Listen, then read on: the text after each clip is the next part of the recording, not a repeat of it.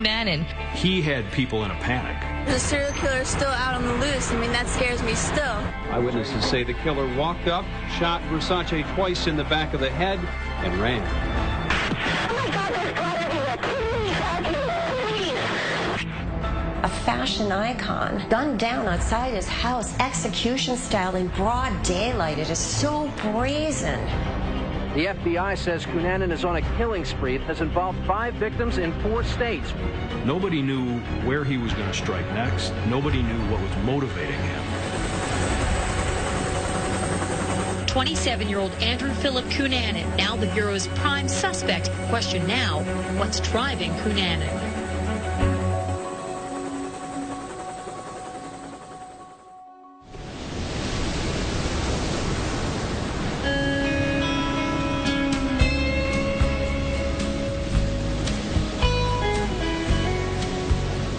Johnny discovered South Beach by accident. He and Antonio, his partner, were on their way to Cuba. The flight was delayed. He had his cab driver take him for a drive around South Beach. He fell madly in love with the town. It was everything. If you were young and you were pretty and you owned a pair of roller skates or a bicycle, you were on Ocean Drive showing it off. I used to tell him, you've got to go to South Beach. The gays are fabulous. People have a different attitude. We wear G-strings. We go topless. I mean, it was fantastic. So what did he do? He goes and buys himself a waterfront piece of property called Casa Casadina. The house was pure indulgence. It's one thing to be indulgent and to be ostentatious, but to be indulgent and ostentatious with taste and money, it was this kind of interior architectural wonderland. Every room was kind of drop-jawed. The Casa Casadina was magic. It had, like, you know, stars and moons and gold. He had every bit of the flooring was polished to perfection. The swimming pool, the tiles in the pool. He wanted his eyes to be almost overdosed on amazing things. It was like creating your own Times Square without the neon. I have a beautiful house, I have a beautiful life, but that is the media. What I desire is more. What are you expecting to see from Versace? Power. The power woman.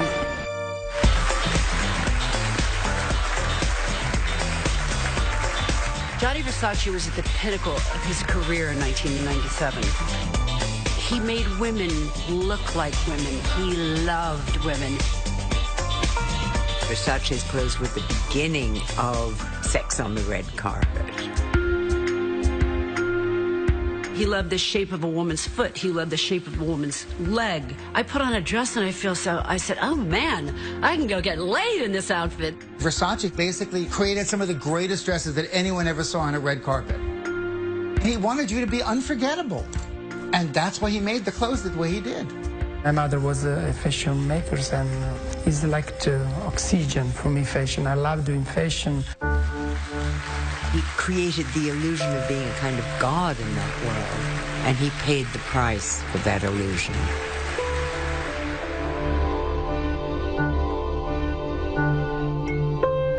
Versace was in love with life, and he wanted to make the world more beautiful. Andrew Cunanan was just the opposite. Versace had everything that Cunanan wanted: power, fabulous wealth, and admiration. And the world owed him.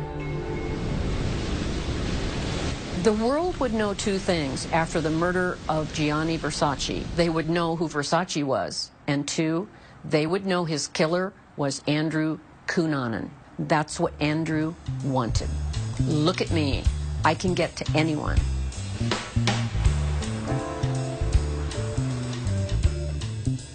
Andrew was the fourth of 4 children, but he was the chosen one. He was the prince. His parents did everything for him, more than the other kids, because he was the youngest. We learned that he had an IQ of 147. He was the kid that was going to succeed out of all their children. He was my father's pride and joy. He really was. What kind of little boy was he?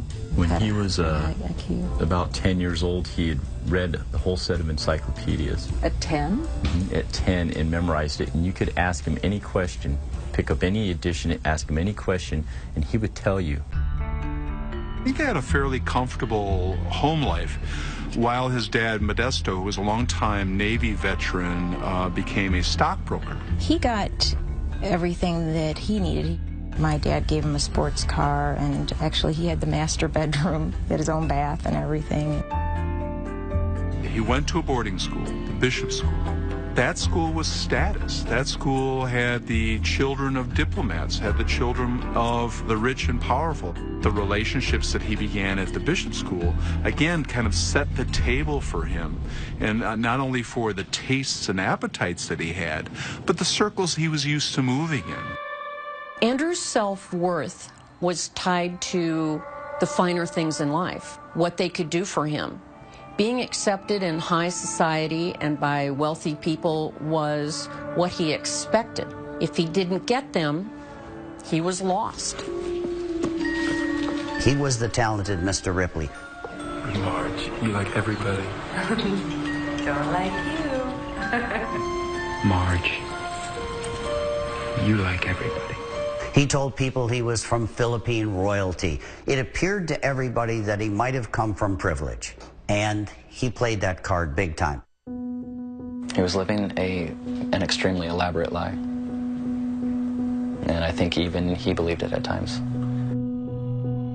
In high school, he's voted the most likely to be remembered. His life as a gay man, I think, began when he was at the Bishop School. It set him apart from other kids at the Bishop School. He wrote in his yearbook, in his high school yearbook, "Après moi, le déluge." After me, the flood. It certainly seemed obvious what the flood was. After a nationwide killing spree, he did what he needed to do for himself. Narcissistic, obsessed sociopath. Next, so how did the flood lead to 5 victims and a nationwide killing spree? Was he born a serial killer? Did somebody make him a serial killer?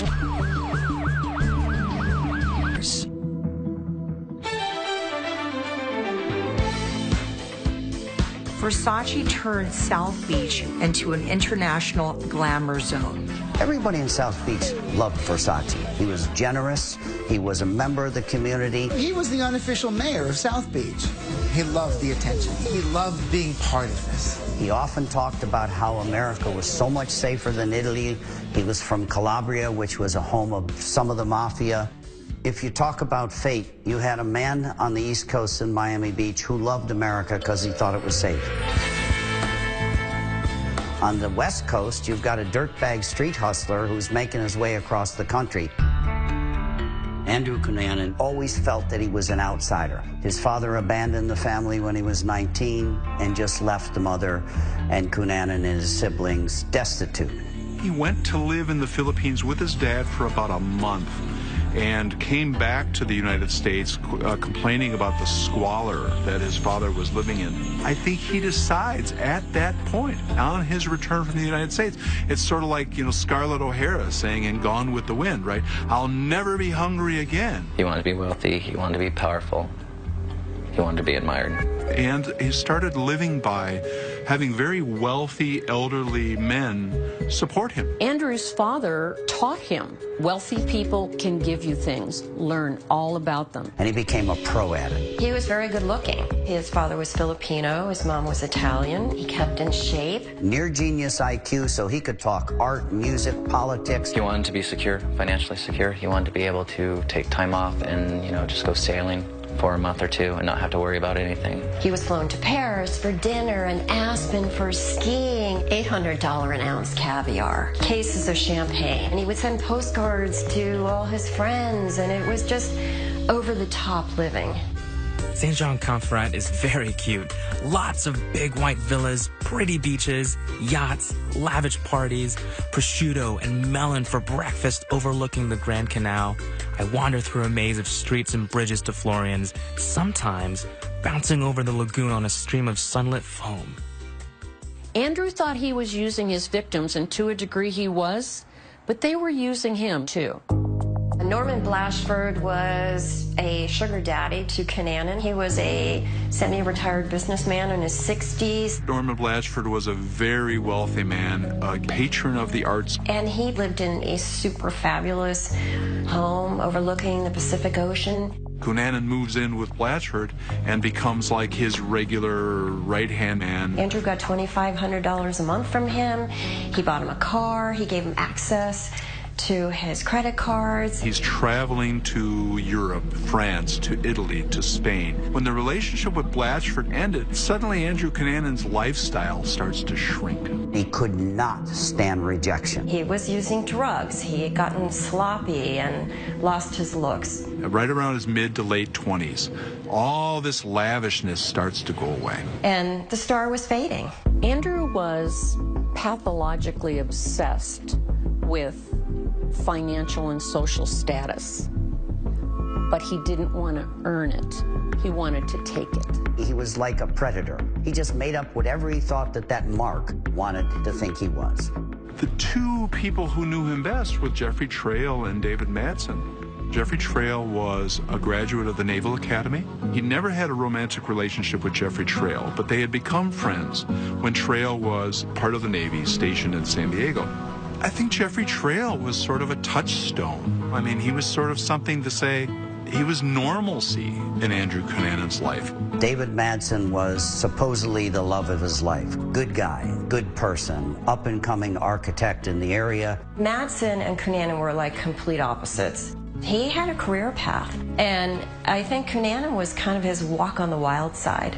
David was Andrew's life. He said many, many times that he would give up everything to move out to Minneapolis for David. Did Madsen leave him? Madsen left him. He was devastated by it. And when Madsen broke up with him, it was just, he was depressed. Jeffrey Trail and David Madsen were men of substance. And so I think Cunanan was kind of fun, but over time, his lack of any kind of depth or any kind of seriousness wore pretty thin on them. And so part of the motivation for coming back to Minneapolis on that last weekend of April was an attempt to sort of reconnect with two of these very good, very close, very important people in his life who had pulled away from him. He bought a one-way ticket. He told friends, I have business in Minneapolis. Yeah, he did. And murder was on his mind. I think this killing spree, really, strange as it sounds, started as a love story. There was speculation that maybe Madsen and Trail had a romantic relationship. I think David Madsen came to symbolize all the rejection that Cunanan had had those last few years. People that have this level of narcissism also have acutely low self-esteem. And so as a result, people feel like you've pulled away from me and you feel wronged, you feel shamed, and their only natural reaction is revenge. Cunanan was going on this one-way trip to kill off his past, basically. Jeffrey Trail owned a .40 caliber Taurus semi-automatic handgun that had a case of hollow point bullets along with it. At some point, Andrew Cunanan got that gun. If Jeff Trail would have reported the gun stolen, all this never would have happened. A lot of ifs, a lot of ifs. Cunanan was the luckiest criminal I ever chased. Cunanan phones Trail, leaves a message on his answering machine and says, come over to Dave's apartment. He buzzed into the apartment at 9:45-ish, went upstairs. Witnesses hear some scuffling outside and somebody saying, get the bleep out. He beat Jeff Trail to death with a claw hammer, which is a very, very physical and personal type of homicide. Jeffrey Trail was bashed over the head about 27 times. There was blood spatters on the wall, on the floor. Jeff Trail's body was rolled up in a carpet, blood all over the place. These murders were highly personal. In its off-the-charts rage. It has a very sadistic edge to it. I think he wanted to punish Jeff. What would have prompted this first killing in that apartment? It's up for conjecture. One of the things that we found in that apartment was that bag with the vials of steroids. Had Andrew Cunanan possibly been using steroids? Could this be explained as a roid rage kind of thing? We had lots of rumors on Cunanan that he was out to get people that gave him the HIV virus. He did not have the virus. So you hear all this stuff. Weird reports where he was into some S&M sex. I basically decided he had an alter ego, and when he killed Jeff Trail, he flipped to that. It wasn't him anymore, and that's when his path became clear to him. David Madsen comes back to his apartment with his dog, and there's a body rolled up in the rug. Police believe that after the homicide of Jeffrey Trail, that Cunanan held David Madsen hostage for 2 days in the apartment with the dead body. David Madsen, I think, becomes a captive of Andrew Cunanan's at that point. And the two get in a car and they drive out to an isolated area outside Minneapolis. David Madsen was marched out on the banks of that lake and shot 3 times, once in the back, twice in the head with Jeffrey Trail's .40 caliber gun. We thought, whoa, what is this? What's going on here? These 2 homicides are clearly linked, and now what?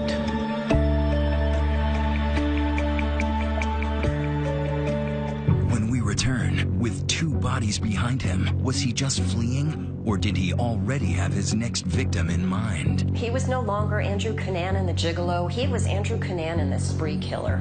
Next. Every time a serial killer gets away with murdering someone, they feel more and more invincible and godlike. I can kill anyone. Was he born twisted? Was he made twisted? Crimes of anger, crimes of jealousy, crimes by a sociopath. Andrew Cunanan allegedly began a killing spree. He's eluded police every step of the way. The hope now is he'll slip up. In America's Most Wanted, we're saying he's killed twice in a very short period of time, and usually serial killers will escalate. Once they've crossed that horrible no man's land and they start to go on the rampage, they escalate. It's almost like the bloodlust of a shark. Now he hits Chicago. We're here in Chicago to take on a crime that shocked this city. He was no longer Andrew Cunanan, the gigolo. He was Andrew Cunanan, the spree killer. So who does he run into somewhere in Chicago? Is Lee Miglin. 72-year-old older man with a family, with children. Police found the body of real estate developer Lee Miglin in the garage. We are treating this case as a homicide, and the investigation is underway. Initially, it was a murder story of someone notable in Chicago, but there had to be more to this story than a random street robbery. And as it turns out, we quickly realized that it was much more than that. He'd been beaten and stabbed with several different weapons. He had been stabbed multiple times in the chest, and all of his ribs were broken. His head was wrapped with masking tape repeatedly. There was some message in this madness. It was either very personal or it was intended to say something to somebody. I am a force to be reckoned with. Cunanan had talked about liking to wear a latex mask with only the nostrils open. It was a little interesting that Lee Miglin's body was found with his head wrapped in plastic and paper with only 2 holes for the nostrils. I think when Andrew killed Lee Miglin, he was acting out a sexual fantasy. He didn't have to do what he did, tie him up the way he did, render him helpless. When a sadist renders their victim helpless, it enhances the experience for them. It's arousing for them. Domination and control is what it's all about. It indicated to them that it was unlikely that this was sort of a random act. The FBI says Miglin and Cunanan, quote, may have met, unquote, but that there's no known connection. I have no evidence, never found any evidence that he ever knew Lee Miglin, even though there were a lot of reports. There's been some suggestion that this might have been a random crime. I'm going to take a leap here and say there was some sort of relationship. Could have been sexual, could have been something else, but there's something that's deep-seated in Andrew to go and kill Lee. It's just on and on and on in terms of what he does to him, and that's not something that a stranger would do. He ransacked the house, took Miglin's precious and prized coin collection, got in Miglin's car, and took off.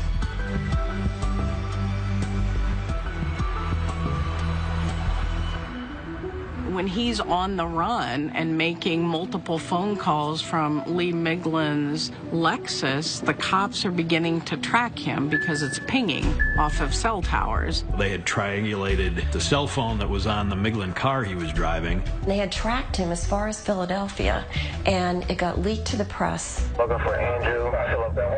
Chicago police determined that somebody, they presume Andrew Cunanan, has used the car phone in the Lexus twice in the past 24 hours in Philadelphia. Unfortunately, he heard it on the news radio that we were tracking that cell phone. Andrew Cunanan heard that radio transmission and ripped the phone out of the car, which then meant they lost their ability to track. So he's got to dump the car. The car is the clue that ties him to Lee Miglin's murder. Just before sundown, Cunanan apparently spotted the entrance to this remote federal cemetery and drove down a one-lane road where he encountered 45-year-old gravedigger William Reese. Bill Reese was reading his Bible and listening to Christian music on the radio before Cunanan showed up. Andrew Cunanan pulls into a very deserted historical cemetery. Because it's a historical cemetery, you don't see families in there putting flowers down for Grandpa. Cunanan confronted Mr. Reese up here in the parking lot of the federal cemetery, then forced him down the stairs into the basement. Finds the caretaker, brutally murders him, and takes his red truck. Because the media wanted a scoop, they had an exclusive, it took another life. We had a killer who had killed 4 people in 12 days in 3 different states. Now he's got a new vehicle, he's on his way south. They might have got Cunanan in Lee Miglin's car. Pulled him over with those gold coins in there. It was a lost, missed opportunity to catch this spree killer, and God knows what he was going to do next. Fraud and exposing waste. But what it means most is that you come first. ABC 27 News, working for you. 2020 continues with more of Dying to be Famous. The Federal Bureau of Investigation placed on its list Andrew Cunanan makes the top 10 FBI list. Cunanan is suspected in 4 murders occurring in Minnesota, Illinois, and New Jersey. You had people in all parts of the country wondering whether Andrew Cunanan was going to show up at their house. Authorities admit that by now, Cunanan could be anywhere. Has he stopped killing? The serial killer is still out on the loose. I mean, that scares me still. Is he going to kill again? Yes, I am alarmed, and I'm very concerned. Who is he going to kill next? Cunanan wanted to be notorious. He wanted the recognition he felt he deserved. It was very chaotic. You were flying right next to America's Most Wanted individual. I don't know that I was. Around the nation, the mere mention of Cunanan's name brings out the media in droves. He could have been anywhere. He was anywhere and nowhere. The unit's still looking for Andrew. Cunanan was believed to have fled in been hundreds of reported sightings of There has Cunanan only in been all indirect 50 evidence states. of the fugitive's presence. I think the one state we didn't have a lead in was Montana. Cunanan warnings are also posted tonight here on the East Coast. Well, I believe Andrew Cunanan came to Miami because that was one of the areas that he was going to be able to blend in pretty easily. So I would caution all people to just be careful if they do spot him. We believe that the vehicle may be occupied. And you know what he was doing? That occupant is deemed armed and dangerous. He was hiding in plain sight. 911 gets a phone call. There was a sighting by a employee of a Miami sub that recognized him from America's Most Wanted. Andrew Cunanan is 5'9", weighs 160 pounds, and has we get a dark call hair and brown eyes. From a wonderful, conscientious viewer. He says, I believe the guy you're looking for is here buying a sandwich. The police say, okay, stall. The guy said maybe 10 minutes he had him there, and he walked out the door. Miami Beach police missed him by about 3 minutes. You did not need Facebook to find Gianni Versace. South Beach was so small, 5 blocks. He walked almost every single day down Ocean Drive to the News Cafe. The News Cafe had a wonderful selection of international papers, so he would get the newspapers from Italy. He said, good morning. I said, good morning, and he went up towards his house. We had plans to play tennis that morning. I didn't know that Johnny was out. I went into the dining room and I was picking at the fruit that he had there at the table. As he's walking up the stairs, what we know now to be Andrew Cunanan comes up behind him and shoots him twice in the head at point-blank range. When we heard bang, bang, I thought it was backfire from the lawnmower that was being worked on in the yard. But it wasn't. One shot hits the left side of his face, the other shot hits the right side of his neck, and he goes down. So I run out the door, and Johnny was laying there. I check his artery, nothing, he was gone. Oh my God, there's blood everywhere. Please, please. Tell me your location. In front of the Versace house, 1100 block Ocean Drive. Please, dear God. I could remember Johnny just laying there. Yeah, I could see it. I could see the blood on the steps. Antonio came behind me. He's crying and yelling, "Who did this? Who did this?" Supposedly a subject is running northbound 1300 Ocean Court with a gun. I never saw his face. I don't want to look at his face. This is the man who killed my friend. They're telling me this guy's about 5'8", pretty clean cut. A white male wearing a white shirt and blue shorts. And Antonio says, "Go get him, Lazaro. Go get him." And I did. I went after him. And I stopped because the person in the car yelled, "He's got a gun." And that's when Cunanan pointed the gun at me. And there were some gentlemen sitting here at the edge here, and they pointed to the garage. And that's when I told the officer, "He's in there. Go get him." We realized we had a vehicle that was taken in a homicide that Andrew Cunanan committed up in New Jersey. He was like living out of the truck because he had run out of money. His car door was open, his identification was spilled on the ground. There's clothes of Cunanan's, and he disappears. He's gone. He's underground. Now the FBI is hunting for him. Everybody's hunting for him. Murder in Miami. He was one of the world's most influential fashion designers. Gianni Versace was murdered in broad daylight this morning. It was a terrible day. South Beach was the scene of a horrible crime. Steps of his ornate mansion. Mr. Versace was gunned down as he walked into his Miami Beach mansion. It was all over the news, every channel. Police say their main suspect is reputed serial killer Andrew Cunanan. I couldn't believe it when I first heard of the accusations that was my brother. This is not just a tragedy, but it is also a great loss to our community and, in fact, to the world. Versace had only been back in Miami about 5 days, and based on the behavior at that murder scene, Andrew knew what those habits were. How fast does he walk, and who else is out there at the time? What makes this murder completely different than the other ones is he does his homework. How am I going to get access to Versace? Miami Beach investigators are currently interviewing witnesses and employees who work at the Versace residence in an attempt to learn a motive for this shooting. There was a lot of speculation that there were Cunanan sightings near Versace's house, in Versace's house, at parties that Versace visited. They had met in a bar, or that they had been introduced by somebody at some high society dinner. Versace had done some costume work for the San Francisco Ballet, I think in early 90s. Was it possible that in his going around met Versace as part of that ballet? It was a possibility. I can tell you that 3 witnesses put them together in California. He supposedly met him at some sort of backstage or a private cocktail party. It was very, very brief. And, you know, it's very possible that they did have some sort of intimate relationship. Our best witness, I would say, was his partner. He said they never knew each other. But in my heart, I feel something must have happened at some point between the two. The police say that a man simply came up behind him and shot him in the head. The murderer may have been a serial... Cunanan killed Versace, the whole game changed.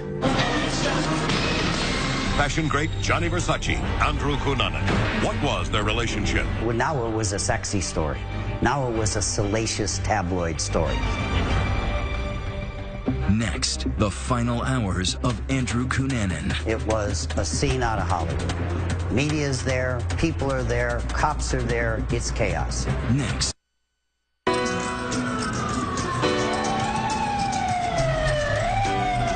came running, but he was already like dead. This tall, lanky man shot this older man. It was definitely looked like execution style. It was one bullet in the head. Everybody in Miami is converging on South Beach. When I arrived at the scene, it was like in full chaos. People crying, there was people throwing flowers on the sidewalk. There was media circus. Gianni Versace. Hundreds and hundreds of journalists. At the time, there was nothing bigger than the Andrew Cunanan Odyssey. It was the coup de grace for Cunanan. Nobody is going to be any bigger than Johnny Versace.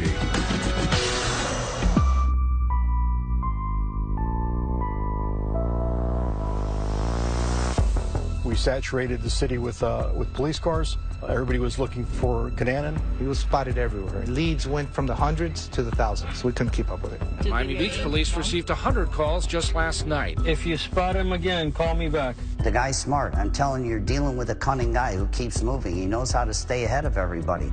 He walked around South Beach for a long time. Nobody recognized him. Wondering if you had seen Mr. Cunanan in this area? No, he has a familiar face, though. I knew he had to pop up. He had to get some money somehow.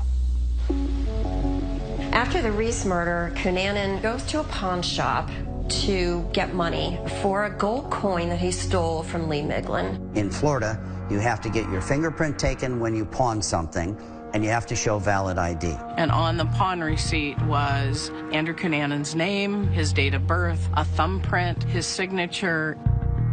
He gives the Normandy Beach Hotel is where he's staying. He used his real name, his passport. I went to the police department. The guy that reviews the pawn shop records was on vacation that week. So he lucked out again. Employees of this Miami Beach hotel this afternoon tell ABC 7 News that Andrew Cunanan stayed here nearly every day from May 12th to July 14th, the day before the Gianni Versace murder. Were you shocked to find out that this guy had been staying at your place for so long? Shocked only to the extent that he was very quiet, very nice, peaceable person, and he was a model person. It was the kind of guest we'd like to have here. It was one of those gobsmacked moments. It's like, oh my God, he's been living in this motel for 2 months. We get a warrant for room 205, which was the room number that was listed on the pawn slip, but he ends up changing his room number like 3 different times. Do me a favor, please don't go upstairs. You'll get your chance to go upstairs and see whatever you want as soon as we're done, okay? That's when we had our first issue with the media. We walk into the Normandy Beach Hotel, the desk clerk is there and opens the door and says, have at it. This is the last room where hotel records reveal Cunanan stayed under an alias. We see the camera panning, and it looks like stuff that Cunanan would have. So we're all like, what's going on? In the bathroom, found what appeared to be beard trimmings. If it's Cunanan's, it could provide authorities with DNA samples. An empty box from hair dye or something like that. And they were going through all kinds of evidence, all personal effects, obviously contaminating and tampering. Well, that's their fault. They should have searched that room. They had control of the entire building for hours. At this point, everybody in America knew who Andrew Cunanan was, and everybody knew what Andrew Cunanan looked like. And I think he could no longer hide in plain sight. He was totally alone. He had no one to go to for help. He's broke, he's desperate, and you know the hounds are right behind him. He had skipped out on his rent on the Normandy Hotel. Just looked for a place to escape to, and it ended up to be the houseboat. Shots fired inside the houseboat. Subject, inmate still inside. So Cunanan, how ironic is this? He's hiding in the old houseboat across from the Fontainebleau. The caretaker went to open the door, saw evidence of somebody sleeping in there, and heard a shot from within. I had a pretty good feeling that this is a break that we needed. The caretaker says, I can hear the TV going inside, and I can hear the news reports. And the caretaker calls 911, and of course the entire media descends on this houseboat. That's your gunshot. It's a full house. What else did your father say to you? He just told me to call a cop fast. It was a scene out of Hollywood. Media's there, people are there, cops are there. It's chaos. Police have that entire block cordoned off. A SWAT team is in position. There's helicopters all over the place. We couldn't hear ourselves talk. It was so loud. Now every cop in the world is there. SWAT teams are come by little Zodiac boats into the river. They got snipers and everything. Is it Andrew Cunanan? Could it be him, the man who has killed 5 people? Hold up traffic, let no one go southbound on Collins Avenue. Reference, SWAT team en route. Kind of reminded me of the OJ, you know, the chase and all that. The world was witnessing this as it was happening. This does not look like a situation that is going to be going away in a short time. Does any unit have binoculars? And the most difficult part was the 4 or 5 hour wait to finally get into that house. I have a visual on the front door. It seemed like it was going on for days, when it actually went on for about 4 or 5 hours. You could see through the windows. They put in flash grenades, they put in tear gas. When we first entered the home, we kind of had to back out because the gas was so strong. It seemed like he'd been there for several days. He had no money. He knew he was going to be captured. I went up the staircase, and that's where we found Andrew Cunanan lying on the bed in the bedroom. Next to in the bedstand, his signature glasses. The gun was consistent with someone that had shot themselves in the mouth. When they found his body, they found newspapers with Versace killer on the headline. I mean, he had become notorious, and that's what he wanted. So this is me coming out of the houseboat. My major approaches me right away. He wants to know, is it him? I let him know, yeah, it's him. And the nightmare ends. Tonight, all across the nation, our citizens can stand down and breathe a sigh of relief.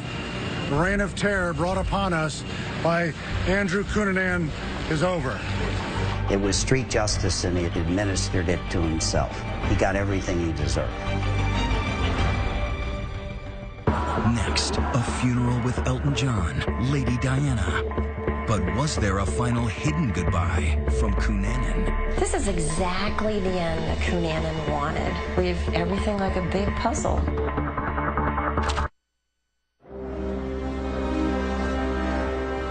"2,000 people attended Versace's funeral, including Princess Diana and Elton John. The service was in the Milan Cathedral. There was a casket, and in this silver box was the man I'd sat next to at dinner a week before. And why was he dead? You work very hard to become somebody, and then they kill you because you are somebody. It was a shock event, because it happened so fast, because it was so sudden, because this was somebody on the pinnacle. But now what do we all do without him? His killer was secreted off to San Diego by his family, afraid to alert anybody to where he was going to be buried for fear there would be vandalism of his grave. He wanted to be notorious, recognition that he never had in life. He was going to be the guy, the least forgotten person. Andrew Cunanan drove down here from California, murdering a total of 5 people, Versace, his final victim. Andrew Cunanan was a con man, a hustler, smart, sociopath. He was a liar all his life. And a cipher. I remember him as a little boy. My little brother. I remember him young and innocent. I just, pray that in his last moments that, he looked up to God and asked for forgiveness. It's just unexplainable. Even if he had lived, I'm pretty sure he would have lied about why he killed Gianni Versace. This is exactly the end that Cunanan wanted.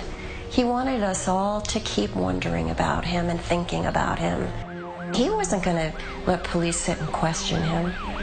He was going to take his own life and just leave everything like a big puzzle. He was an enigma.